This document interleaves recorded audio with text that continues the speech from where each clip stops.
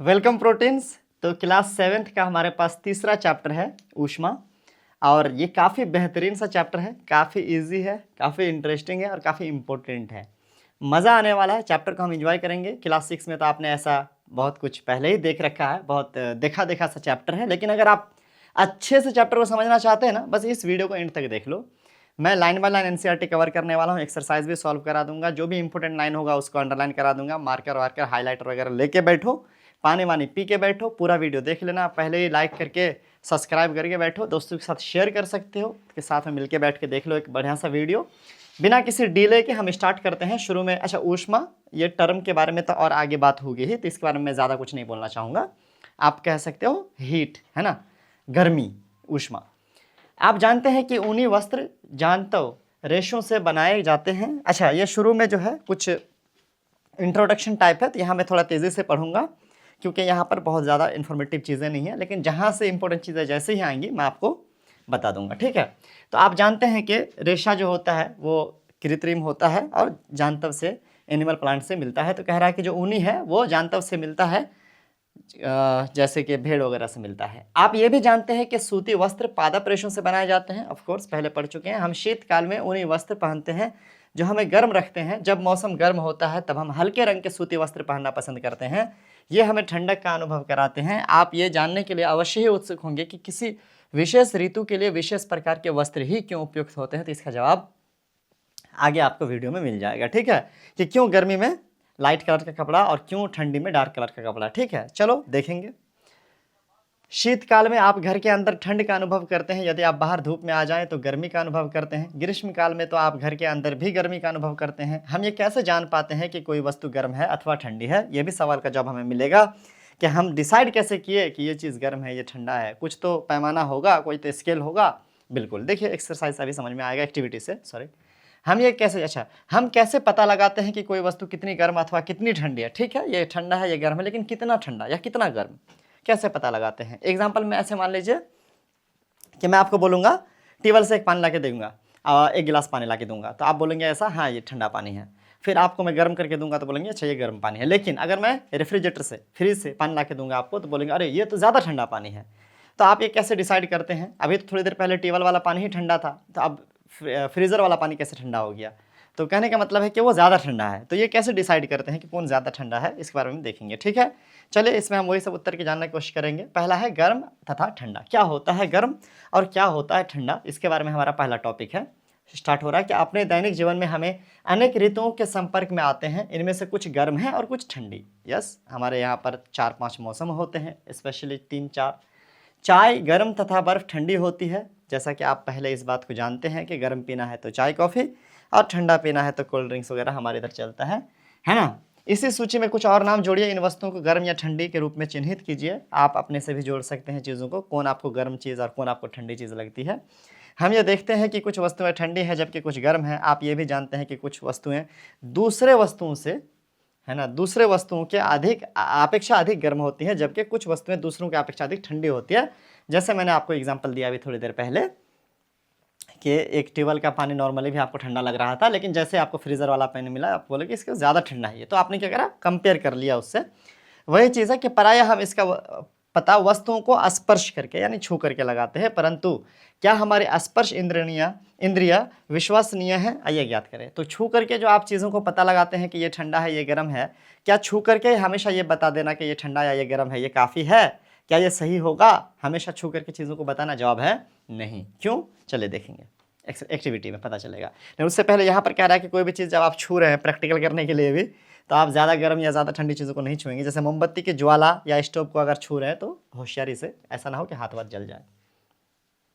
इसमें आपको वही करना है कि कौन आपको ठंडा लगता है, कौन आपको गर्म लगता है। चाय के प्याले में रखी चम्मच आपको क्या लगता है, ठंडा लगता है या गर्म लगता है? गुनगुना गर्म लगता है, तो इसमें आप चिन्ह लगा देंगे। फलों का रस आपको कैसा लगता है, ठंडा लगता है, इसमें लगा देंगे, ऐसे ही, ठीक है। चलिए, इस क्रियाकलाप में आपको क्या करना है बच्चों, अपने 3 बर्तन लेने हैं जिसमें बस हाथ आ जाए, ज़रूरी नहीं कि बड़ा बड़ा बर्तन हो जिसमें हाथ आप डाल सकते हो। अरे कुछ नहीं तो गिलास ही ले लेना 3, ठीक है। एक में रख देना थोड़ा सा गर्म पानी, थोड़ा गर्म मतलब ऐसा गर्म जिसको आप छू सकें।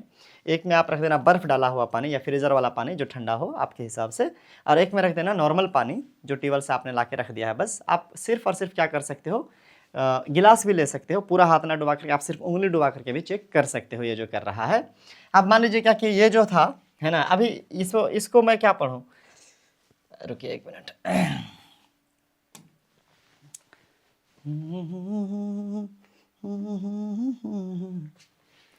चलिए, तो यहाँ पर हमारा आ चुका है। देखिए यहाँ पर कह रहा है क्या, ABCD नाम लिखा हुआ तीनों बर्तन में, आप गिलास में भी ले सकते हैं जैसे मैंने कहा। पात्र ए में ठंडा पानी है, क्या है इसमें कैसा पानी है, इसमें ठंडा पानी है, इसमें ठंडा पानी है। पात्र बी जो है इसमें आपको मान लीजिए कि हल्का गर्म पानी है, कैसा है, गर्म पानी है, मतलब इतना भी गर्म नहीं कि हाथ ना डाल सकें, हल्का गर्म पानी है, ठीक है। तो अभी आपको क्या करना है, मैंने कहा था कि आप उंगली डालिए या हाथ डालिए। अब इधर से घूम के दिखा देते हैं हम, एक हाथ डालिए उसमें, एक हाथ डालिए इसमें, दोनों को एक साथ, दोनों अलग अलग बर्तन है। आप अगर गिलास में कर रहे हैं तो उंगली डालिए। उसके बाद क्या करिए, एक मिनट तक रखिए, है ना। उसके बाद आप इसको उठा करके यहाँ पर 2-3 मिनट रखने के लिए कह रहा है कि अच्छा जो भी है 1 मिनट तक भी रखो, हो जाएगा। उसके बाद आप दोनों को उठा करके जो नॉर्मल पानी है उसको एक साथ रखो। अगर आप उंगली से कर रहे हैं दोनों को उठा करके नॉर्मल पानी वाले गिलास में दोनों उंगली को रखना है, ये आपको करना है, ठीक है। आपको क्या फील होगा पता है, आपको ये फील होगा कि दायां वाला ठंडा पानी था, मान लो ये हाथ ठंडा पानी में था, तो जो नॉर्मल पानी में ये हाथ जाएगा तो आपको गर्म महसूस होगा। इसमें ये वाला में गर्म पानी था, लेकिन जब आप इसको नॉर्मल पानी में लेके जाओगे तो आपको ठंडा महसूस होगा। या ये जो गर्म पानी में था, है ना, इसी को आप जाके दूसरे वाले में डाल के देखो, यानी ठंडा वाला में डाल के देखो, तो आपको गर्म महसूस होगा, सॉरी हाँ, आपको ठंडा महसूस होगा। इस वाले को उसमें करके देखो। कहने का मतलब है कि आप अगर कंपेयर करेंगे तो पता चलेगा कि जो उंगली गर्म वाले में था उस नॉर्मल पानी में वो ठंडा महसूस कर रहा, जो उंगली ठंडा वाले में था वो आपको नॉर्मल पानी में गर्म महसूस कर रहा। इसके पीछे क्या रीज़न है, सिंपली समझो। रीज़न ये है कि कंपेयर हो रहा है यहाँ पे, नॉर्मल पानी ना ठंडा पानी से गर्म है, समझ रहे हो, नॉर्मल पानी ठंडा पानी से ज़्यादा गर्म है, जबकि नॉर्मल पानी गर्म पानी से ज़्यादा ठंडा है। समझ रहे मेरी बात, मैं क्या बोला अभी, नॉर्मल पानी ना ठंडा वाले से गर्म है लेकिन गर्म वाले से ठंडा है, ठीक। और ऐसे अगर आपके पास गर्म और ठंडा दोनों नहीं रहता तो नॉर्मल है, ठीक। तो कहने का मतलब है इसीलिए आप उल्टा फील करोगे। अब ये उंगली जो कि ठंडा पानी में था, दायां वाला, ये हाथ आपको ठंडा फील किया हुआ था, ज़्यादा ठंडा, लेकिन उसके कंपेयर में नॉर्मल वाला पानी गर्म है, उस ठंडा के कंपेयर में गर्म है, तो आपकी इस उंगली में गर्म फील होगा। ये वाला पानी गर्म उंगली में था, है ना, अब इसके कंपेयर में ये ठंडा है तो यहाँ पर आपको ठंडा फील होगा। तो भैया यहाँ पर हम ये कहेंगे कि हम सिर्फ छू करके चीज़ों को पता नहीं लगा सकते हैं कि कौन गर्म है कौन ठंडा है, क्योंकि यही गड़बड़ हो गया ना। अभी थोड़ी देर पहले नॉर्मल पानी को आप गर्म बोल रहे हैं, एक उंगली से ठंडा बोल रहे हो, तो छू करके कैसे पता लगेगा, फिर सही पता नहीं लग पाएगा। इसका यही आंसर है और इस क्रियाकलाप का यही मकसद है। बूझो कहता है मेरा बायां हाथ कहता है कि मार्गशीर का पानी जो है गर्म है, वही बात है ना, तथा दाहिना हाथ उसी पानी को ठंडा बताता है। मैं क्या निष्कर्ष निकाला, पानी दोनों एक ही गिलास का पानी या एक ही बर्तन का पानी जो नॉर्मल पानी है, एक उंगली के लिए गर्म है, एक उंगली के लिए ठंडा है, क्योंकि एक ठंडा से होके आया है, एक गर्म से होके आया है। तो यही चीज़ है। तो यहाँ पर क्या निष्कर्ष निकला, निष्कर्ष ये निकला कि गर्म और ठंडा एक कंपेरेटिव टर्म है, अपेक्षाकृत टर्म है, कि किसी से कंपेयर करके हम बताते हैं कि ये ठंडा है या गर्म है, किसी से कंपेयर करके हम बताते हैं कि ये ठंडा है या गर्म है। और देखते हैं, बूझो को उलझन ये दर्शाती है कि निश्चय करने के लिए कि कोई वस्तु गर्म है या ठंडी है, हम अपने स्पर्श इंद्रिय पर विश्वास नहीं कर सकते, यह हमें कभी कभी धोखा दे सकता है। सही बात है, हम छू करके सिर्फ ये नहीं बता सकते कोई गर्म है या ठंडा है। तब हमें कैसे ज्ञात करते हैं कि कोई वस्तु वास्तव में कितनी गर्म है। किसी वस्तु को उष्णता यानी गर्मी की विश्वसनीय माप उसे ताप कहा जाता है। देखिए यहाँ पर ये इंपॉर्टेंट लाइन है, इसका अपन लर्न करिए। क्या, किसी वस्तु की उष्णता, उष्णता यानी गर्मी, ऊष्मा, उसका विश्वसनीय माप यानी ऐसा नाप जो जिस पर भरोसा किया जा सकता है, उसे, है ना, ताप कहा जाता है या ताप से की जाती है। अब यहाँ पर यह डेफिनेशन हो गया, ताप किसे कहते हैं, तो उष्ण, है ना, उष्णता की माप को ताप कहते हैं। कोई चीज़ कितनी गर्म है या ठंडी है, इसको नापना ही क्या कहलाता है, ताप कहलाता है। इसकी नाप ताप कहलाती है, ठीक। जब हम बोल देंगे कि ये 5 डिग्री सेल्सियस ठंडी है, तो 5 डिग्री सेल्सियस हुआ ताप, उसका ताप गर्म हुआ। चलिए आगे देखेंगे। ताप मापने के लिए उपयोग की जाने वाली युक्ति को तापमापी कहते हैं, ये भी आप पहले से जानते हैं। ताप हम किससे नापते हैं? तापमापी से नापते हैं, थर्मोमीटर से नापते हैं। आगे बढ़ते हैं, अब ये भी आप अंडरलाइन कर लीजिएगा। अगला टॉपिक है तापमापन। क्या अब हम कैसे नापते हैं इसके बारे में डिटेल से पढ़ेंगे। क्या आपने कोई तापमापी देखा है? यदि याद कीजिए, जब कभी आपको या आपके परिवार में किसी को बुखार चढ़ा था तो टेम्परेचर यानी ताप को थर्मामीटर तापमापी से मापा गया था। जिस तापमापी से हम अपने शरीर को ताप मापते हैं उसे डॉक्टरी थर्मामीटर कहते हैं। इसका आप अंडरलाइन कर लीजिएगा। ये तो वैसे आप जानते हैं, ऐसा वाला तो एग्जाम में पूछेगा नहीं, बट फिर भी चलो मान लेते हैं कि जिससे हम अपने शरीर का ताप नापते हैं उसका हम क्या कहते हैं? डॉक्टरी थर्मामीटर कहते हैं बॉडी से। क्योंकि थर्मामीटर सारे दुनिया में एक ही जैसे नहीं, एक ही थर्मामीटर नहीं है, थर्मामीटर अलग अलग किस्म के होते हैं। एक टाइप है डॉक्टरी थर्मामीटर जिससे हम बॉडी का टेम्परेचर नापते हैं जब बुखार उखार होता है तो। किसी थर्मोमीटर को अपने हाथ में पकड़िए तथा इसको ध्यानपूर्वक परीक्षण कीजिए। यदि आपके थर्मोमीटर नहीं है तो आप के साथ सम्मिलित हो जाइए डॉक्टर थर्मोमीटर चित्र में दर्शाया अनुसार।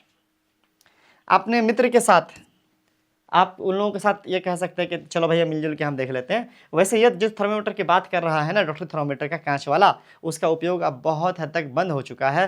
तो मुझे लगता है कि एनसीईआरटी को इसको अपडेट करना चाहिए, इसको हटाना चाहिए। क्लास 6 में जिस तरीके से दिया गया है वो ज़्यादा बेटर है। नए वाले एनसीईआरटी में उसमें इसकी बात कम की गई है, क्योंकि ये वाला थर्मोमीटर यानी कांच वाला थर्मोमीटर फोटो में है, देखेंगे हम लोग, है ना, ये अब बहुत ही कम इस्तेमाल होता है ना। जैसे कि आप यहाँ पर देख सकते हैं फोटो में, ये वाला ये थर्मोमीटर, ठीक है। देखिए इसका यूज़ बहुत कम हो गया है, बहुत कम ही डॉक्टर अब इसका इस्तेमाल करते हैं, अब डिजिटल वाले का इस्तेमाल करते हैं। इसमें देखो एक स्केल है, दो स्केल है बेसिकली, एक ऊपर की ओर है जिसमें 35 से शुरू हुआ है, कितना से? 35 से, और यहाँ पर शुरू हुआ, यहाँ ख़त्म हुआ 42 है, और यहाँ पर ये 94 है ना नीचे, और यहाँ पर ये 108 है ना। अब ये मैं क्यों लिखा? क्योंकि ये इंपॉर्टेंट है, याद रखिएगा ये इंपॉर्टेंट है। ये है फ़ारेनहाइट में, ये है डिग्री सेल्सियस में, ये है फ़ारेनहाइट में, यह है डिग्री सेल्सियस में। तो बेसिकली दो तरह का स्केल है, हम या तो फ़ारेनहाइट में नापते हैं या तो डिग्री सेल्सियस में नापते हैं। हमारे देश में इंडिया के अंदर डिग्री सेल्सियस में नापा जाता है, और डॉक्टरी थर्मोमीटर में 35 डिग्री से लेकर के 42 डिग्री तक हम टेम्परेचर को नाप सकते हैं, ताप को नाप सकते हैं। कितना तक? 35 से लेकर 42 तक डिग्री सेल्सियस में, और 94 से लेकर 108 तक फ़ारेनहाइट में। याद रहेगा? चलिए, डॉक्टर थर्मोमीटर में एक लंबी बारीक तथा, इसको याद कर लीजिएगा जो मैंने अभी लिखा, समान व्यास कांच की नली होती है। इसके एक सिरे पर एक बल्ब होता है, बल्ब में पारा भरा होता है, इसमें पारा भरा होता है, ठीक है। पारा एक तरह का धातु है। बल्ब के बाहर नली में पारे का एक पतली चमकीली धारी दिखी जा सकती है। इधर जो है ना पारा को हम लोग देख सकते हैं, चमकता हुआ धातु हमें पारा दिखाई देता है। यदि पारे की यह धारी आपको दिखाई ना दे तो थर्मोमीटर को थोड़ा सा घुमाइए, जबकि आपको उसमें धारी दिखाई ना देने लगे। मतलब अगर एक साइड से नहीं दिखाई दे रहा तो इधर उधर घुमा के थोड़ा चेक कीजिएगा, दिखाई देगा, ठीक है। चलिए आगे बढ़ते हैं। 35 से 42 याद रखिएगा, 94 से 108। कह रहा है कि थर्मोमीटर पर आपको ताप मापने का एक माप करने स्केल भी दिखाई देगा। उपयोग किए जाने वाला ये मापक्रम सेल्सियस स्केल है, जिसे सी द्वारा दिखाया जाता है। सेल्सियस को सी से दिखाते हैं हम लोग। जो अभी ऊपर बात की है 35 से लेके 42 डिग्री सेल्सियस तक, वो सेल्सियस स्केल है। यानी उसमें जैसे कि हम वजन को किलोग्राम में नापते हैं कि नहीं, लंबाई को मीटर में नापते हैं, तो इस तरीके से यहाँ पर जो है इस ताप को जो है सेल्सियस स्केल में नापते हैं। हालांकि ये वजन वेट वाली बात थोड़ा सा अलग है ऊपर क्लास में, तो उसका भी छोड़ देते हैं। देखो जी, बूझो दुविधा में है कि चित्र 3.2 में दर्शाए दो मापक्रमों में से वो किसे पढ़े। पहले ने बताया कि यार ऊपर में था ना, ऊपर था 35 से 42 और नीचे था 94 से 108, तो किसको पढ़े? तो कह रहा है उसको किसी ने बताया है ना कि देखो भारत में हमने सेल्सियस स्केल को अपनाया है। भारत में हमने ऊपर जैसा भी कहा कि सेल्सियस स्केल को अपनाया है और इसी स्केल का उपयोग करना चाहिए। दूसरा मापक्रम फ़ारेनहाइट स्केल है, जिसका परिसर 94 से 108 डिग्री तक है। इसे पहले प्रयोग किया जाता था, अब इसका इस्तेमाल नहीं किया जाता है। वही बात यहाँ पर कह रहा है। डॉक्टर थर्मोमीटर से हम 35 डिग्री से लेकर 42 तक नाप सकते हैं। इसको आप अंडरलाइन कर लीजिएगा, क्योंकि ये इंपॉर्टेंट है। बहुत तरीके से, यानी ट्रू फॉल्स में, खाली जगह में, क्वेश्चन आंसर में पूछा जाता है, तो ये आपको याद रखना चाहिए। अगला क्रियाकलाप है थर्मोमीटर से ताप मापना। हम कैसे ताप माप सकते हैं? थर्मोमीटर से हम कैसे ताप माप सकते हैं? देखो ये टॉपिक जो है आपको मैं ऐसे ही बता देता हूँ, क्योंकि ये वाला थर्मोमीटर का इस्तेमाल अब कम होता है, तो ये सीख करके ज़्यादा फायदा होगा नहीं, बट मैं आपको फिर भी बता दूँ। देखो क्या करना होता है। ये थर्मोमीटर, मान लीजिए थर्मोमीटर है, ठीक है। थर्मोमीटर को लीजिए, सबसे पहले तो जाहिर सी बात है, अगर आप मुँह में रख करके जाँच रहे हैं, या तो बगल में रख करके जाँचते हैं तो मुँह में जाँचते हैं। अगर मुँह में रख के जा रहे हैं तो उसकी सफाई वफाई करनी चाहिए आपको। थर्मोमीटर की सफाई करने के लिए जो स्पेशली एक तरह का सैनिटाइजर आता है अल्कोहल वाला, वो इस्तेमाल कर सकते हैं, या आप साबुन पानी का भी इस्तेमाल कर सकते हैं, उससे भी साफ़ कर सकते हैं, ठीक है। उसके बाद आप क्या करिए, उसको झाड़िए ऐसे, जो मतलब पारा ऊपर तक रहेगा। पारा वो जो मैंने कहा एक लाइन होता है उसमें, ठीक है, जो दिखाई देता है लाइन, है ना। थोड़ा बना देता हूँ। मान लीजिए क्या कि आपका है ना ऐसा है, है ना। अब इसके अंदर ना एक लाइन दिखा देगा आपको, लाइन, है ना। ये लाइन जहां तक होता है, मान लीजिए आया है, हमारा आया है ये 39 तक, ठीक है। तो ये लाइन जहां तक आता है उतना ही टेम्परेचर होता है। ये लाइन को ही देख करके पढ़ा जाता है कि टेम्परेचर कितना है। तो ये अगर लाइन है दिख रहा तो आप क्या करें, उसको लेकर ऐसे लेकर के बल्ब जैसे नीचे वाला हो, जो गोल्ड हो ये बल्ब नीचे वाला, इसको इधर कर लेते, चलो ये वाला है, उसे ऐसे झाड़िए, झाड़िए, झाड़ेंगे तो ये नीचे आ जाएगा, ये खत्म हो जाएगा लाइन। जब लाइन खत्म हो जाएगा तब आप उसको मुंह में रख करके, या जैसे भी नापना हो, या बगल में रख करके अगर है तो धोने की ज़रूरत नहीं है खासा, है ना। साफ ऑफ करके थोड़ा बहुत सैनिटाइजर मार के कर देंगे। उसके बाद अगर मुंह में रख के करें तो धो करके ही ज़रूर कीजिएगा। उसके बाद आपको क्या करना है, 1 मिनट तक कम से कम रखना है, कम से कम 1 मिनट तक या 2 मिनट रख लीजिए। उसके बाद आप फिर इससे निकालिए, है ना। मुंह बंद कर रखिएगा जब तक मुंह में रहेगा, अच्छे से निकालिए। उसके बाद ऐसे निकाल करके ऐसे रीड करिए कि आपका जो लाइन है कहाँ तक गया है। जहाँ तक जाएगा वही आपका क्या है, टेम्परेचर है बॉडी का, ठीक है। चलिए डिग्री सेल्सियस में आप नापिए, क्योंकि हमारे इंडिया के अंदर यही चलता है। अब यहाँ पर एक मोटा सा हाईलाइटेड पॉइंट है, देख लेते क्या। मानव शरीर का सामान्य ताप 37 डिग्री सेल्सियस है। ध्यान दीजिए कि ताप इसके मात्रा के साथ व्यक्त किया जाता है। देखिए अब यहाँ पर क्या कह रहा है कि हम लोगों की ह्यूमन बॉडी का, इंसान का बॉडी का टेम्परेचर 37 डिग्री सेल्सियस नॉर्मल होता है। मतलब जब हम बीमार नहीं है किसी भी तरीके से, हमें बुखार नहीं है या ठंडी किसी तरह की कोई बीमारी नहीं है, नॉर्मली 37 डिग्री सेल्सियस होता है। थोड़ा बहुत कम बेशी हो सकता है, 19-20 का फर्क में कोई फर्क पड़ने वाला है नहीं। लेकिन नॉर्मली क्या है कि 37 डिग्री सेल्सियस को माना गया एवरेज कि इतना होता ही है हमारे बॉडी का टेम्परेचर, चाहे हम बीमार रहें या ना रहें। नहीं सॉरी, बीमार रहेंगे तो ज़्यादा कम हो जाएगा, बीमार ना रहें, अगर स्वस्थ रहें तो इसके आसपास होता है टेम्परेचर, ठीक। चलिए इसको याद रखेंगे, इंपॉर्टेंट पॉइंट है। पहले ने अपने शरीर का ताप मापा, वो चिंतित हो गई क्योंकि वो ठीक 37 डिग्री नहीं था। तो भाई कोई बात नहीं, ठीक 37 डिग्री नहीं था, 36 पॉइंट कुछ था या 37 पॉइंट कुछ था, तो थोड़ा बहुत में फ़र्क नहीं पड़ता है। हल्का फुल्का टेम्परेचर बॉडी चेंज में होता रहता है। उसके क्या सारे रीजंस हो सकते हैं। उसके रीजंस एज हो सकता है, जैसे बच्चों का थोड़ा सा बॉडी हीट रहता है ज़्यादा, ठीक है, उसका रीज़न हीट वो हो सकता है। उसके अलावा उसका रीज़न खान पान हो सकता है, उसका रीज़न मौसम हो सकता है। तो क्या सारे रीज़न हो सकते हैं थोड़ा बहुत 19-20 होने का टेम्परेचर में। तो 37 ही एकदम एक्यूरेट हो, ज़रूरी नहीं है, थोड़ा 19-20 चलेगा। हाँ ज़्यादा फर्क है, 37 से 38 हो जाए तो थोड़ा फिर फ़र्क है, अगर 39 हो जाए तब तो फ़र्क है ही, आप जानते ही हैं। अब यहाँ पे फिर एक क्रियाकलाप है, उसके कुछ मित्रों से आपको क्या करना है कि यही थर्मोमीटर ले करके अपने 10 मित्र को कम से कम क्या करना है, नापना है, और सबका एक लिस्ट बना के लिखना है, नाम लिखना है, और उसका टेम्परेचर कितना हो रहा है बॉडी का वो लिखना है, ठीक। मतलब अपना भी नापना है और बाकी 10 दोस्त लोग का भी नापना है, और फिर लिखना है, और क्या फ़र्क आया इसको आपको देखना है। और रखते टाइम आपको साफ करके पोंछ करके सुखा के रखना है थर्मोमीटर को, ठीक है। तो इसमें यह दिखाने की कोशिश की जाएगी बेसिकली इस एक्टिविटी में कि हम लोग जब अलग अलग लोगों का टेम्परेचर नापेंगे तो हमें यह पता चलेगा कि सबका सेम नहीं है ना। किसी का मान लीजिए 36.2 हो रहा है, किसी का 36.5 हो रहा है, किसी का 37.3 हो रहा है, किसी का पूरा 37 हो जा रहा है। तो ये जो 37 डिग्री माना गया है कि पूरा लगभग सबका नॉर्मली होता है, इसके पीछे के क्या रीजंस हैं, बहुत बड़े पैमाने पर लेकर के इसको बनाया गया है, 37 को एक्यूरेट माना गया है। तो ज़रूरी नहीं कि एकदम से 37 ही हर टाइम हमारे बॉडी में। मैंने कहा कि क्या सारी चीज़ों पर डिपेंड करता है, थोड़ा कम बेशी हो सकता है। ये देखिए ये नाप रही है, इसके लिए कुछ आपको यहाँ पर जो है डॉक्टर थर्मोमीटर उपयोग करने के लिए कुछ सावधानी के बारे में दिया हुआ है कि इसको यूज़ करने से पहले भी धोना चाहिए और बाद में भी। एंटीसेप्टिक घोल की बात की जा रही है, आप साबुन पानी भी इस्तेमाल कर सकते हैं। मैंने जैसे कहा कि अल्कोहल वाले कुछ साफ़ करने के लिए स्पेशल सैनिटाइजर आते हैं, उसको भी यूज़ कर सकते हैं। सुनिश्चित कीजिए कि उपयोग से पहले पारे का तल 35 डिग्री से नीचे हो। वो जो पारा है उसको झाड़िएगा, उसका जो है ना पारा, क्योंकि देखो शुरू होता है 35 से लेकर के 42 तक है, तो 35 से नीचे आ जाना चाहिए वो पारा। ऐसा नहीं कि पारा पहले से 48 पे और आपने फिर रख लिया, नहीं ऐसे नहीं होगा। थर्मोमीटर को पढ़ते समय आपको पारे का तल दृष्टि रेखा के सीधे रखना चाहिए, मतलब उसको जब पढ़ते हैं तो एकदम सीधा ऐसे देखना चाहिए, ठीक है। ऐसे नहीं देख सकते, इधर ऐसे नहीं देखिएगा या ऐसे नहीं देखिएगा, ठीक है, और ऐसे नहीं देखिएगा या ऐसे नहीं देखिएगा, बल्कि आँख के सामने रख करके जैसे कि यहाँ पर फोटो में दिखाया गया ऐसे देखना है। उसके अलावा कह रहा है उसको अच्छे से यूज़ करना है, पटक उटक कीजिएगा तो कांच का होता है टूट जाएगा। थर्मोमीटर का उपयोग करते समय इससे बल्ब के नहीं पकड़ना चाहिए। बल्ब बोले तो जैसे मैंने कहा था ना, वो जो स्टील वाला पार्ट होगा ना आगे वाला, ये पार्ट इसको नहीं पकड़ना है, पीछे से पकड़ना है, नहीं उसको पकड़ेंगे तो फिर दिक्कत है। टेम्परेचर वहीं से नापा जाता है, ठीक, सेंसर हो गया एक तरह का वो। अच्छा यहाँ पर बूझो, फिर इसका बाल उड़ गया, देखो भाई फिर सोच रहा है कुछ, नहीं सोचो इतना रे, बूझो रे, खुल जा सिम। बूझो को मस्तिष्क में एक नटखट विचार आया, वो डॉक्टर थर्मोमीटर को गर्म दूध का ताप मापना चाहता था। पहले ने उसका ऐसा करने से रोक दिया। बूझो चाहता है कि वो थर्मोमीटर लेकर के दूध का टेम्परेचर नाप ले, क्या ऐसा करना चाहिए? जवाब है नहीं। इसके पीछे का रीज़न भी हम लोग देखेंगे।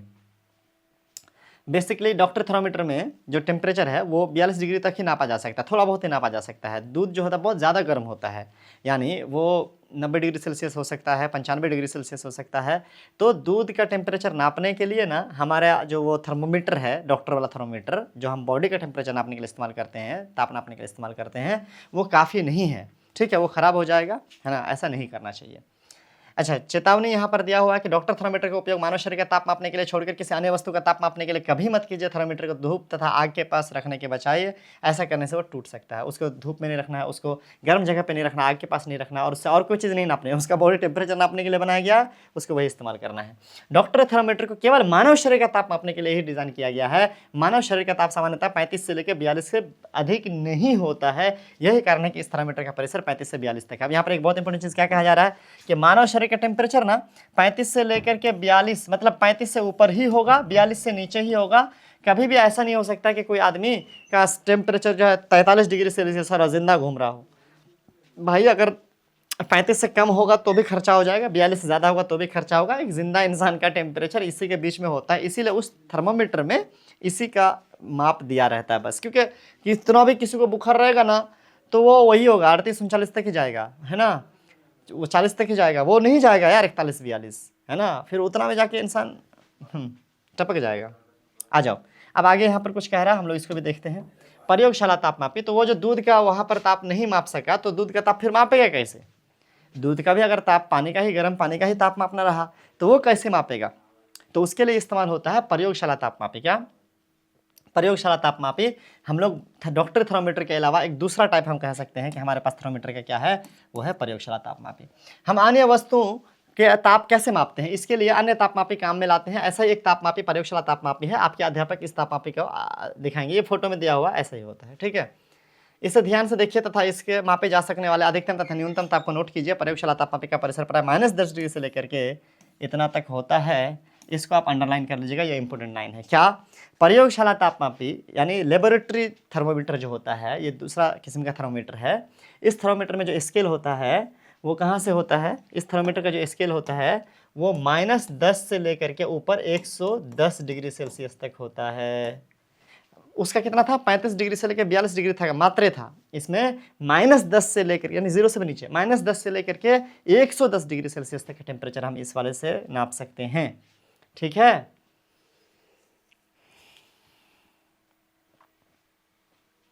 थर्मोमीटर में किया, जैसा अपने डॉक्टर थर्मोमीटर में किया था ठीक उसी प्रकार इस तापमापी को भी किसी सबसे छोटे भाग द्वारा दर्शाए जाने वाले ताप का मान ज्ञात कीजिए। तापमापी द्वारा दर्शाए गए ताप को ठीक ठीक पढ़ने के लिए आपको ताप का इसके मान की आवश्यकता होगी। तो इस मान की आवश्यकता होगी, 1 मिनट, क्या बोला भाई, फिर से पढ़ने दो।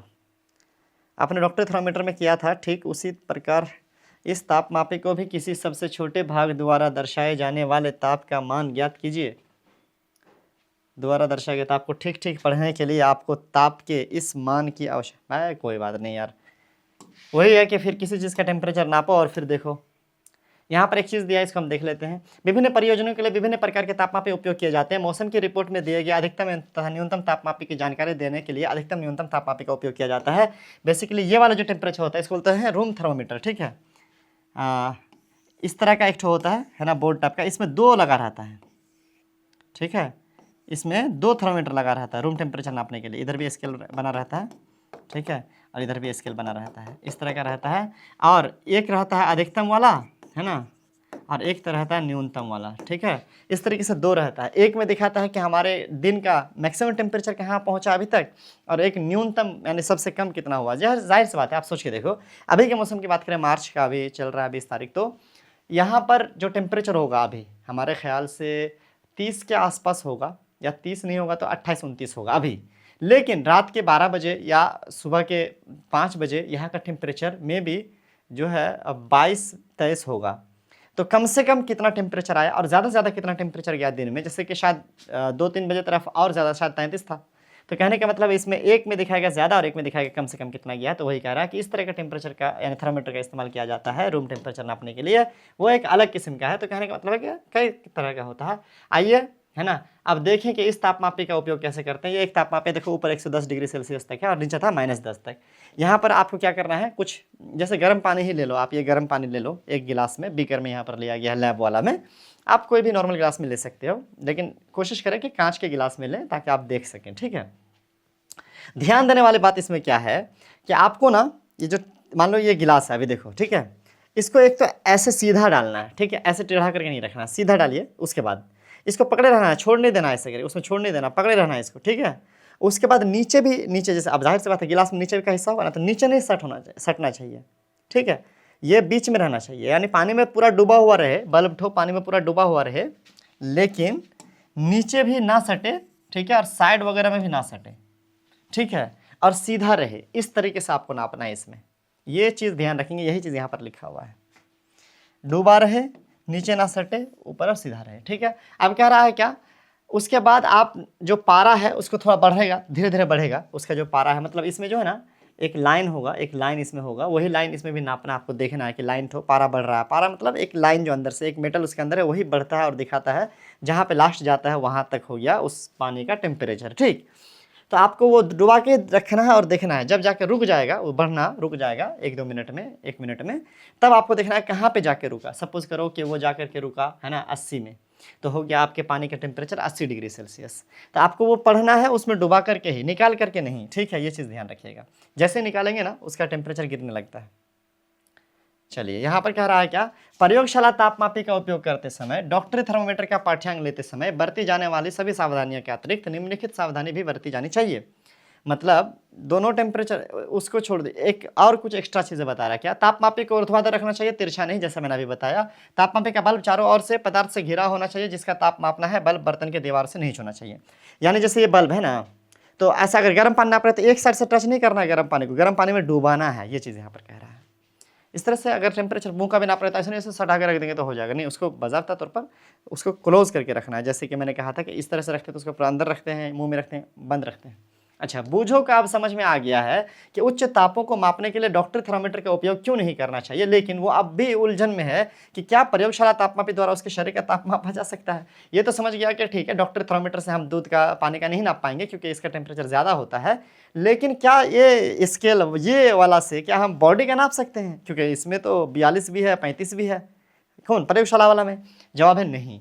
इसके पीछे का रीज़न है कि इसमें बल्ब एक किनक बोल के चीज़ होती है, जो ऐसा एक किनक बोल के एक चीज़ होती है, जिससे टेम्परेचर जब ऊपर की ओर बढ़ता है, डॉक्टरी वाले में ऊपर की ओर बढ़ता है पारा, तो उसको अगर जब तक आप ऐसे झाड़िएगा नहीं तब तक नीचे नहीं आता है, तो आप आराम से उसको रीड कर सकते हैं, सही देख सकते हैं, है ना। लेकिन जो हमारा लेबोरेटरी वाला है कि वो जब तक कोई चीज़ में डूबा हुआ है, टच है, तभी तक वहाँ रहेगा, जैसे ही उसको निकालेगा वो गिरना शुरू हो जाएगा पारा, उसका पारा जगह पे नहीं रहेगा, तो वहाँ उसका आप निकाल के मतलब पढ़ने उसका बहुत मुश्किल है। ऐसा नहीं कि एकदम इम्पॉसिबल है, इम्पॉसिबल नहीं है लेकिन बहुत मुश्किल है, ये चीज़ आप समझ लो।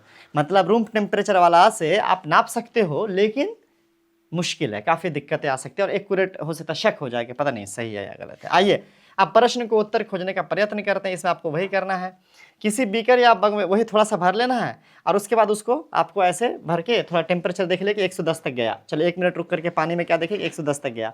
अब उसको निकाल करके देखना है तो धड़ाधड़ वो पारा नीचे आ रहा है। इससे क्या समझ में आया कि जैसे ही उस चीज़ से आप उसको बाहर निकाले, आपका टेम्परेचर क्या दिखाने लगा, नीचे दिखाने लगा।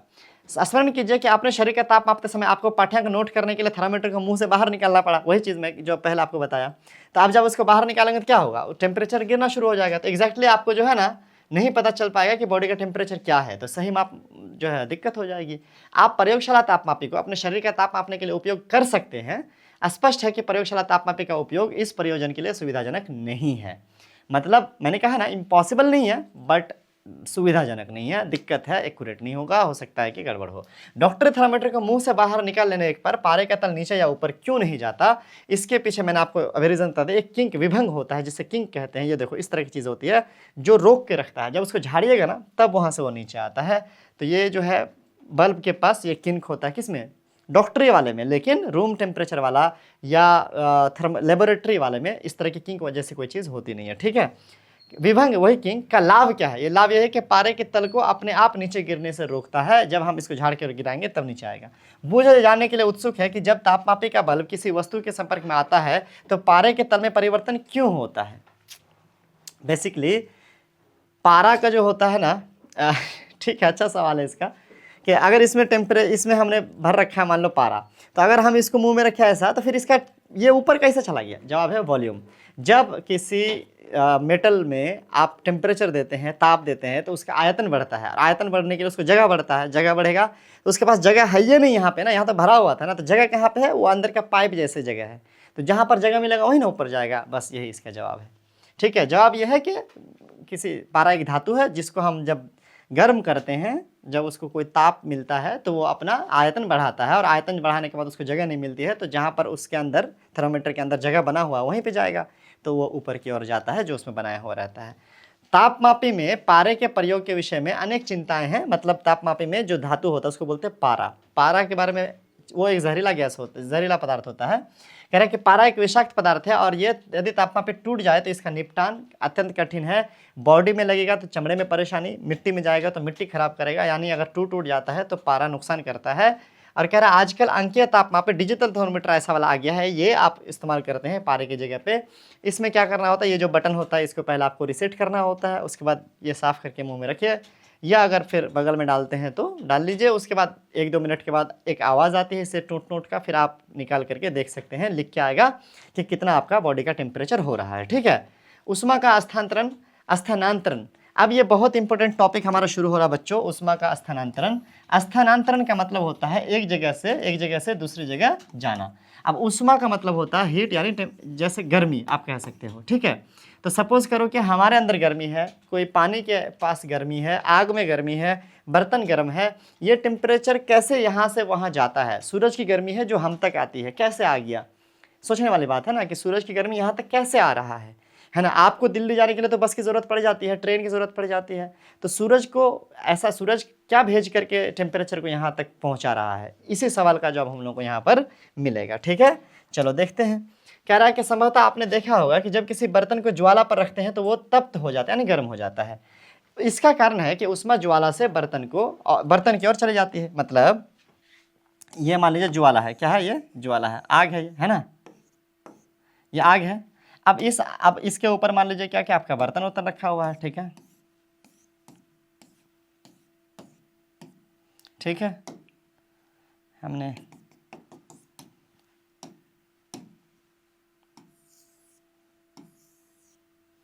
ले भैया बर्तन रखा हुआ है। अब क्या होगा, यहाँ पर इसके पास था गर्मी, इसकी गर्मी, इस चीज़ की गर्मी किस में चली जाएगी, इसमें, यहाँ से यहाँ। कैसे, आपने देखा होगा कोई चीज़ गर्म करते तो ऐसे जाते कि नहीं जाते, बताओ। सब लोग एक्सेप्ट करेंगे कि यस ऑफ कोर्स, क्यों नहीं। तो अब आगे देखते हैं क्या कह रहा है। जब बर्तन को ज्वाला से हटा लेते हैं तो ये धीरे धीरे ठंडा हो जाता है, ये बात सही है, उससे हटा लीजिए तो ठंडा हो जाएगा। ये ठंडा क्यों हो जाता है फिर, अब ये गर्मी कहाँ गया, आग से इसमें आया था, यहाँ से कहाँ गया, ऊष्मा बर्तन से परिवेश की ओर स्थानांतरित हो जाती है। अब यहाँ पर जवाब क्या दिया कि आप ये जो बर्तन आप हटा लिए ना, जो बर्तन गर्म था, अभी थोड़ी देर पहले जो बर्तन गर्म था, है ना, इस बर्तन को जब आप हवा में रखे तो ये ठंडा क्यों हुआ, क्योंकि इसके जो गर्मी है ना वो चले गए बाहर, इसके अंदर की गर्मी कहाँ चले गई, बाहर हवा में, या अगर जिस मिट्टी में सटा हुआ है, जिस प्लेस पे सटा हुआ है कुछ, उसमें भी चला जाएगा।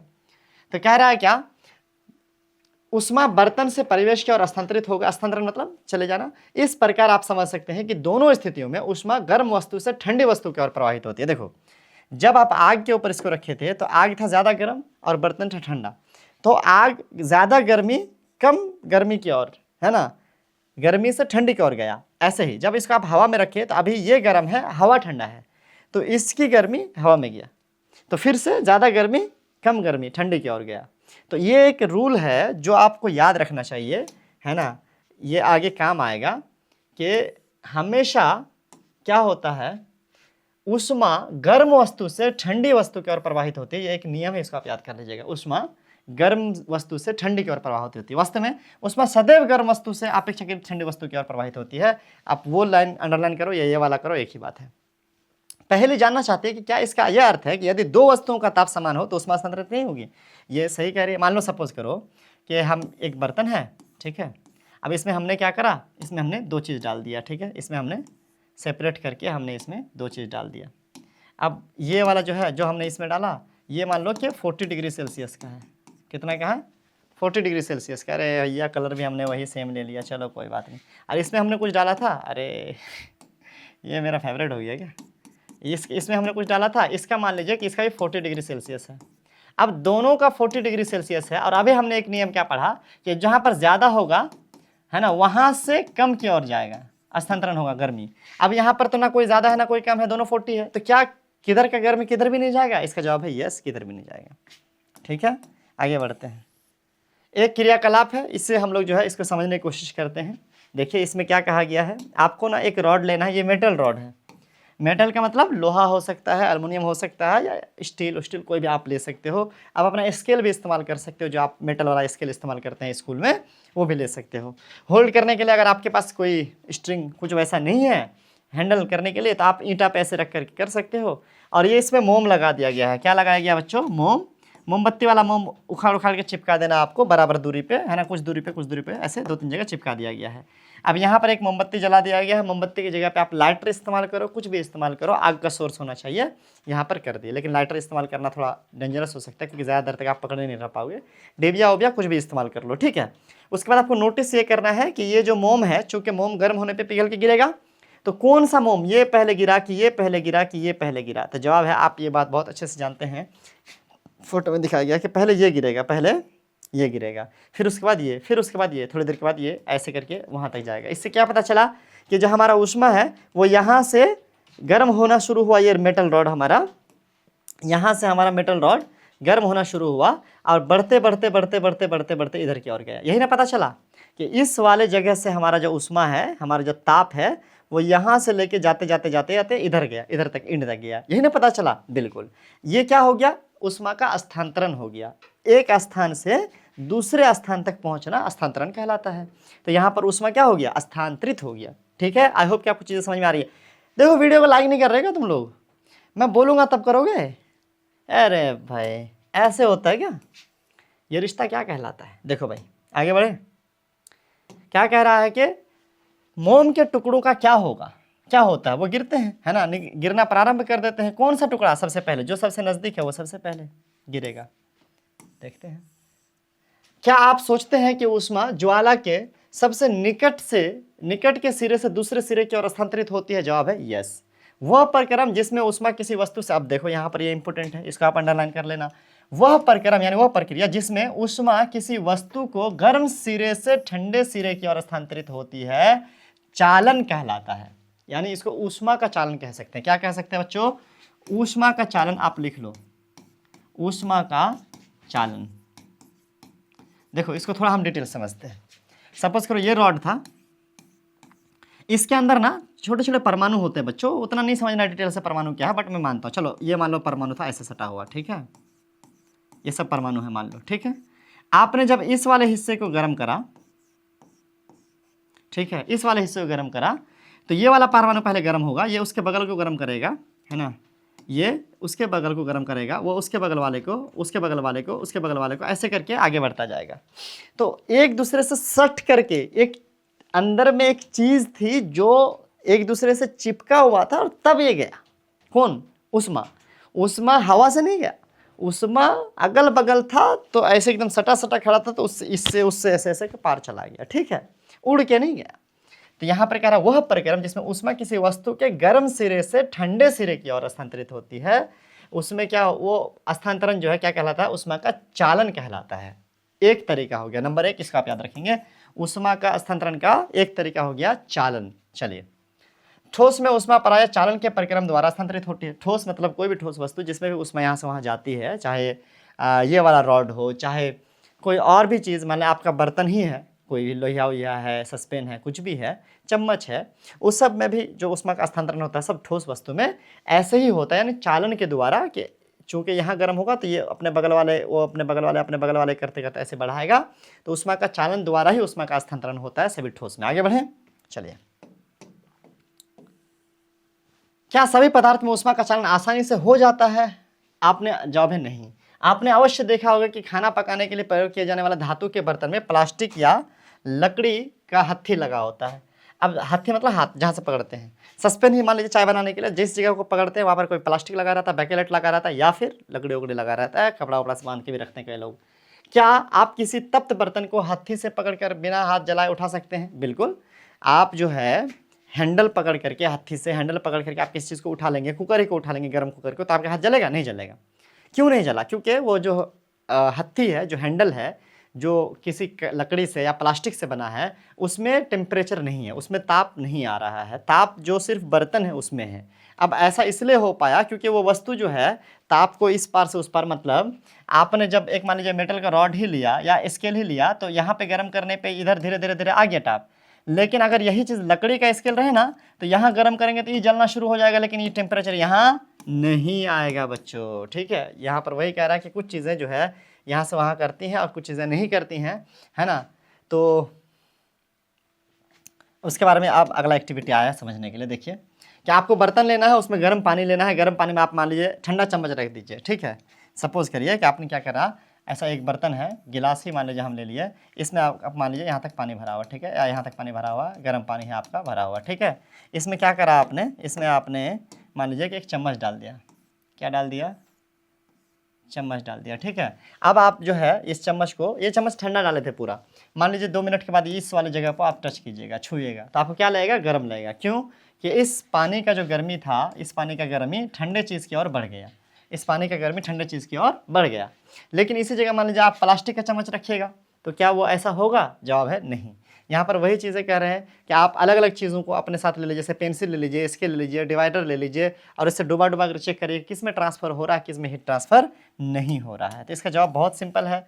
देखिए कि स्टील का चम्मच है तो उसमें वो धातु से बना हुआ है तो उसमें ट्रांसफ़र होगा, हाँ, लेकिन अगर मान लीजिए कि आपका स्केल है जो प्लास्टिक का है ना, तो क्या उसमें होगा, तो नहीं।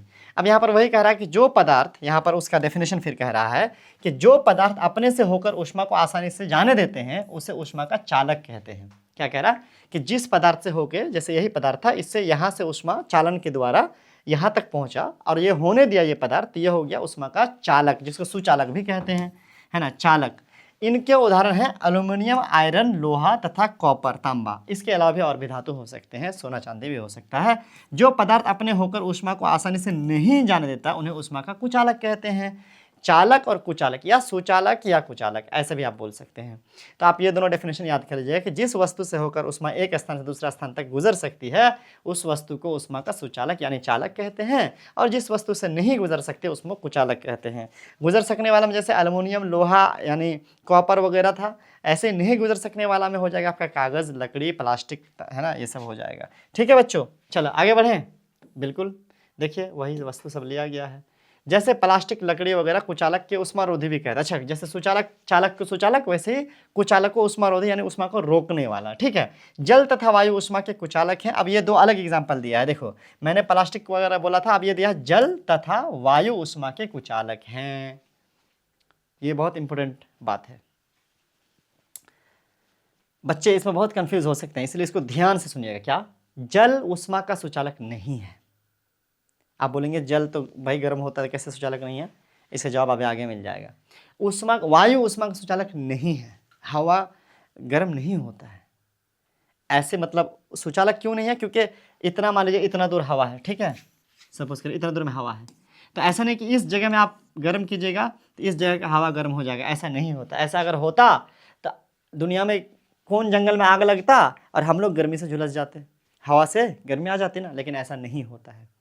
ठीक है, तो पानी या हवा उष्मा का सुचालक नहीं है, जबकि हवा में भी उष्मा स्थानांतरित हो सकता है, पानी में भी उष्मा स्थानांतरित हो सकता है, लेकिन कैसे, उसका विधि अलग है। सुचालन, ये संचालन नहीं होगा, चालन नहीं होगा। आगे बढ़ें, चलिए यहाँ पर कह रहा है कि गोले पेंदे का फ्लास्क लीजिए, मतलब उपलब्ध बीकर उकर कोई बर्तन लीजिए, इसे जल से 2/3 भाग भरे। इसमें आपको क्या करना है, बेसिकली इस वाले एक्टिविटी में आपको पानी लेना है ना, कोई बर्तन में आप पानी ले लीजिए, है ना, शीशा का तो नहीं लीजिएगा इस बार स्टील उस्टील का लीजिएगा।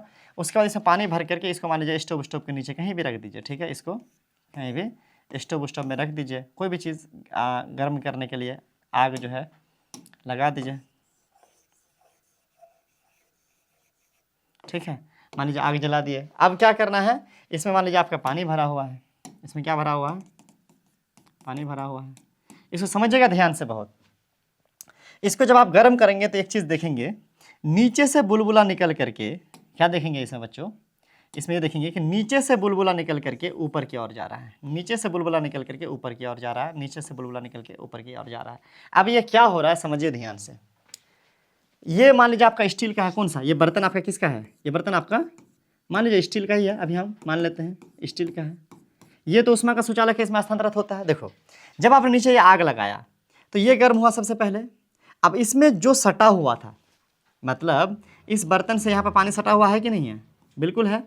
तो जितना पानी सटा हुआ था नीचे में उतना पानी क्या हुआ? गर्म हुआ। समझिएगा इस चीज़ को, जितना सटा हुआ था उतना गर्म हुआ। अब जब ये गर्म हो जाएगा ना बच्चों, तो ये हल्का हो जाता है। गर्म होता है तो इसके मॉलिक्यूल, अब हल्का क्यों होता है ऊपर क्लास से पढ़ोगे, बट अभी समझो। तो ये ऊपर की ओर जाना चाहता है ना। तो यहाँ से ये उड़ करके, मान लीजिए ये एक पानी के बूंद था, मान लीजिए ये उड़ करके ऊपर की ओर गया, ये उड़ करके ऊपर की ओर गया। लेकिन बच्चों आप ही बताइए कि अगर ये उड़ करके ऊपर की ओर जाएगा तो क्या ये जगह खाली रहेगा? वहाँ पे नहीं रहेगा, खाली नहीं रहेगा, बल्कि उसके जगह पे इधर से पानी का कोई दूसरा बूंद आ जाएगा। आएगा कि नहीं आएगा? अगर ये फिर मान लो ये वाला उड़ करके अगर गया ऊपर की ओर, क्योंकि ये गर्म हो चुका है तो हल्का हो गया, तो ये ऊपर की ओर गया, तो क्या ये जगह खाली रहेगा? नहीं, बल्कि इधर अगल बगल से, उसके बगल से कहीं एक और बूंद आकर के उसकी जगह ले लेगा। जवाब है, मैं सही बोल रहा हूँ गलत बोल रहा हूँ? बिल्कुल ऐसा ही है। ऐसे ही क्या होगा, अब जब ये मान लीजिए ये आकर के यहाँ पर अभी बैठा है ना, अब ये भी क्या हो गया, थोड़ी देर के बाद ये भी क्या हो गया, मान लीजिए गर्म हो गया। अब ये गर्म हो गया तो ये भी ऊपर की ओर गया। ये जब ऊपर की ओर जाएगा तो फिर से मान लीजिए कोई और बूंद आकर के इसकी जगह लेगा। इस तरीके से पानी नीचे जहाँ सटा हुआ है वो जगह गर्म होता है और वो उड़ करके वहाँ से निकल जाता है, मतलब भाग जाता है। ये पानी खुद भाग गया। अब मान लीजिए ये बूंद यहाँ पर आया तो यहाँ पर क्या हो गया, यहाँ का पानी गर्म हुआ कि नहीं हुआ? बिल्कुल हुआ। ये बूंद जो था यहाँ आया तो यहाँ का पानी गर्म हुआ। ये बूंद यहाँ पर इस तरीके से, और ये बूंद है यहाँ से यहाँ पे आया तो यहाँ का पानी गर्म हुआ। तो आग से जो पानी गर्म हो रहा है वो ऐसा नहीं हो रहा है कि सब पानी रुका हुआ अपने जगह पे, ये पानी का बूंद, ये पानी का बूंद, ये पानी का बूंद, ये गर्म हुआ तो उसके बगल में ये गर्म हुआ, उसके बगल में ये गर्म हुआ, उसके बगल में, ऐसे नहीं हो रहा है। बल्कि जब ये गर्म हुआ तो ये खुद चल करके ऊपर चला गया, इसकी जगह पे दूसरा कोई आया।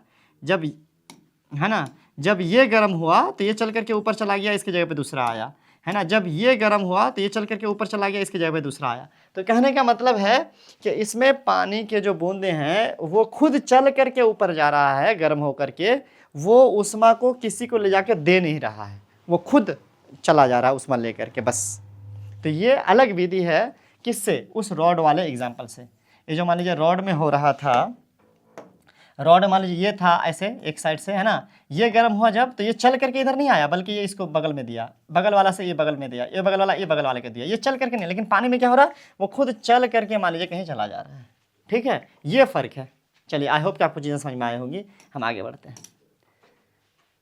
अब यहाँ पर वही कह रहा है, यहाँ पर फिर से वही कह रहा है कि ज्वाला के पास जल गर्म हो जाता है, गर्म जल ऊपर उठता है, इस गर्म जल के आसपास ठंडा जल उसका स्थान ले लेता है। ठीक है, अरे स्थान ले लेता है। अब यहाँ पर ये बेसिकली इस वाले एक्टिविटी में देखिए, अगर आप देखेंगे, है ना, तो यहाँ पर आपको पोटाशियम परमैंगनेट का एक क्रिस्टल लेने के लिए कहा था। इसमें आप जो कलर देख पा रहे हो ना, ये वायलेट कलर का पानी में, ये पोटाशियम परमैंगनेट है। ये इसलिए मैंने बोला था ताकि वो पानी ऊपर जाता हुआ दिखाई दे। वैसे भी आप बूंद को देख सकते हैं, लेकिन ये डाल देंगे तो और अच्छे से क्लियर दिखाई देगा। ठीक है, चलिए, ये फिर ये जल भी गर्म हो जाता है, ऊपर उठ जाता है, उसके आसपास का जल फिर इसके स्थान पर आ जाता है। ये प्रक्रिया तब तक चलता रहता है जब तक कि सारा जल गर्म ना हो जाए। मतलब नीचे का बूंद ऊपर गया, फिर दूसरा आया, वो भी गर्म हो गया, ऊपर गया, फिर तीसरा आया, वो भी गर्म हो गया, ऊपर गया। इस तरीके से चलते रहता है और सारा ही गर्म हो जाता है। उष्मा स्थानांतरण की इस विधि को संवहन कहते हैं। क्या कह रहा है? उष्मा स्थानांतरण की इस विधि को संवहन कहते हैं। मतलब लिखिएगा, आप इसको ऐसे बढ़ा सकते हैं कि जब किसी, है ना, वस्तु में, यहाँ पर हमारा क्लास 7th में चूँकि परमाणु के बारे में नहीं है तो हम इस चीज़ को डिटेल ना जाकर के ऐसे ही बोल दीजिएगा कि जल में गर्म करने पर जल की कोई एक बूंद जल गर्म होती है, जो सतह में, जो बर्तन के सतह पर सटी हुई होती है, तो वो खुद चल करके ऊपर की ओर चली जाती है, उसके जगह स्थान पर कोई दूसरा आ जाता है और फिर वो गर्म होता है और इस तरीके से पूरा गर्म हो जाता है और उष्मा स्थानांतरित हो जाता है पूरे पानी में। इस विधि को हम कहते हैं उष्मा स्थानांतरण की संवहन विधि। क्या कहते हैं? संवहन विधि। आपको इसका डिटेल ही लिखना पड़ेगा, है ना, एग्जाम्पल के हिसाब से लिखना पड़ेगा, क्योंकि हम परमाणु उर्माणु अणु की बात अभी कर नहीं पा रहे हैं, ऊपर क्लास में है। ठीक है, लेकिन आपको क्या समझना है कि दूसरा विधि आया, उष्मा स्थानांतरण की हम विधि पढ़ रहे हैं। क्या पढ़ रहे हैं? उष्मा स्थानांतरण की विधि पढ़ रहे हैं। तो एक हमने पढ़ लिया ऊपर में चालन उष्मा का, और दूसरा संवहन। एक था चालन और दूसरा क्या है? संवहन। चालन में क्या था कि अगल बगल में ही ट्रांसफर कर दे रहा था, और संवहन में क्या है कि खुद चल करके जा करके गर्मी लेके जा रहा है। हवा में भी कुछ ऐसा ही होता है। हवा में भी क्या होता है? कुछ ऐसा ही होता है जैसा पानी में होता है। चलिए आगे देखते हैं। क्या कह रहा है, वायु में ऊष्मा का स्थानांतरण किस प्रकार होता होगा, धुआं किस दिशा में जाता है, धुआं ऊपर की ओर जाता है जैसा पानी में जा रहा था। ऊष्मा स्रोत के पास की वायु गर्म होकर के ऊपर उठती है ना, इस प्रकार वह वायु भी गर्म हो जाती है और यह प्रक्रिया चलती रहती है। क्रियाकलाप 3.9 द्वारा आप इस विचार की पुष्टि कर सकते हैं। यहाँ पर एक क्रियाकलाप दिया गया है, आप इसको समझिएगा। इस क्रियाकलाप में क्या करना है, आपको एक मोमबत्ती लेना है, मोमबत्ती जला के एक हाथ ऊपर की ओर एक हाथ साइड की ओर रखना है, जैसे कि आप फोटो में देख सकते हैं। ठीक है, ऐसा करेंगे। ऐसा करने के बाद आप ये फील करेंगे कि किसमें ज़्यादा, इसमें ज़्यादा गर्मी लग रही है कि इसमें ज़्यादा गर्मी लग रही है, आपको ये महसूस करना है। तो आप देखेंगे कि आपको इस वाले हाथ में ज़्यादा गर्मी लगेगी, इस वाले हाथ में कम। इसके पीछे का रीज़न क्या है पता है, देखो ये जो मोमबत्ती है जहाँ पर अभी आग जल रहा है, इसके आसपास जो हवा है वो डायरेक्ट मोमबत्ती से सटा हुआ जो हवा है वो हवा, मान लीजिए यही एक हवा, ये एक पीस हवा है। अब ये हवा जैसे ही गर्म हो गया, ये हल्का हुआ तो ये खुद चल करके ऊपर की ओर चला जाएगा, एक चल करके ऊपर की ओर चला जाएगा, साइड नहीं जाएगा। अगर साइड थोड़ा बहुत जाएगा भी तो ज़्यादा से ज़्यादा ऊपर की ओर ही जाएगा। मान लीजिए एक ही हमने अभी दिखाने की कोशिश की, पर एक नहीं, बहुत सारे हवा के छोटे छोटे ऐसे मॉलिक्यूल्स होंगे ना। अब देखिए ऊपर की ओर गया है ना, अब यहाँ पर खाली तो नहीं रहेगा, यहाँ पर ये जैसे यहाँ का ये वाला हवा अगर ऊपर की ओर चला गया उड़ के, तो ये जगह खाली तो नहीं रहेगा। यहाँ से फिर या उसके अगल बगल से इधर से या इधर से क्या हो जाएगा, इस जगह पे आके दूसरा हवा का कोई जो है छोटा मॉलिक्यूल घुस जाएगा, फिर ये गर्म होगा, फिर ये ऊपर चला जाएगा, फिर इधर बगल से कोई आएगा और फिर वहाँ पे जगह ले लेगा, फिर वो गर्म होगा, फिर ऊपर चला जाएगा। तो कहने का मतलब है कि नीचे से आते जाएगा, ऊपर की ओर चला जाता जाएगा। इस तरीके से ऊष्मा नीचे से ऊपर की ओर ऐसा चलता है। इसीलिए धुआं भी आप ऊपर की ओर जाते हुए देखते हैं, क्योंकि वो भी गर्म होता है तो हल्का होता है तो ऊपर की ओर जाता है। साइड साइड में कुछ खास ट्रांसफर नहीं होगा, है ना, हल्का फुल्का होगा। मान लीजिए कि बहुत जल्दी, अगर बड़ा सोर्स है तो उसके साइड में थोड़ा सा होगा, लेकिन छोटा सोर्स है तो साइड में बहुत कम होगा। जैसे मोमबत्ती के साइड में तो आप बहुत कम ही महसूस कर पाएंगे, लेकिन ऊपर अच्छा खासा महसूस कर पाएंगे, है ना। लेकिन अगर बड़ा सा आगे तो हो सकता है अपने साइड साइड में भी गर्म करे जल्दी जल्दी, क्योंकि बड़ा सा आगे तो जल्दी जल्दी अपने आसपास की हवा को गर्म करेगा, इसीलिए वहाँ पर आप ये महसूस कर पाएंगे थोड़ा ज़्यादा। तो यहाँ पर भी इसमें जो है जो ऊष्मा का स्थानांतरण हो रहा है वो कैसा हो रहा है, संवहन हो रहा है। पहला वाला चालन था, दूसरा वाला संवहन था। जो पानी में हो रहा था वही यहाँ हो रहा है। अब सुरक्षित रहे, ऐसा भी नहीं है कि जल जाए, ये सब एक्सपेरिमेंट करते हुए। ध्यान दीजिए, ऊपर की ओर वायु संवहन द्वारा गर्म होता है, इसलिए ज्वाला से ऊपर का हाथ जो है कि गर्मी जो है वो कम होती है ना, अनुभव करता है। तथापि पार्श्व यानी साइड वाला जो है संवहन द्वारा गर्म नहीं हो पाता है, इसलिए यह वायु लौ के ऊपर की ओर गर्म जैसे, इसीलिए जो लौ है ना ये भी ऊपर की ओर जाता है। एक इंपॉर्टेंट चीज़ क्या बोले, ये जो आग है ना, आग हमेशा ऊपर की ओर इसीलिए जाता है क्योंकि नीचे से हवा आता है ना, और ऊपर की ओर जाता है। नीचे से हवा आता है और ऊपर की ओर जाता है, इसीलिए आग भी उसी डिज़ाइन में ऊपर की ओर जा रहा होता है। आप आग को नीचे भी कीजिएगा तो फिर ऊपर की ओर हो जाएगा, क्योंकि हवा उसको ऊपर की ओर वैसे लेके जा रहा है। यहाँ पर वही कह रहा है। तटीय क्षेत्र में रहने वाले लोग एक मनोरंजक परिघटना का अनुभव करते हैं। दिन के समय स्थल यानी धरती या थल जल की अपेक्षा शीघ्र गर्म हो जाता है। स्थल के ऊपर का वायु गर्म होकर ऊपर उठता है।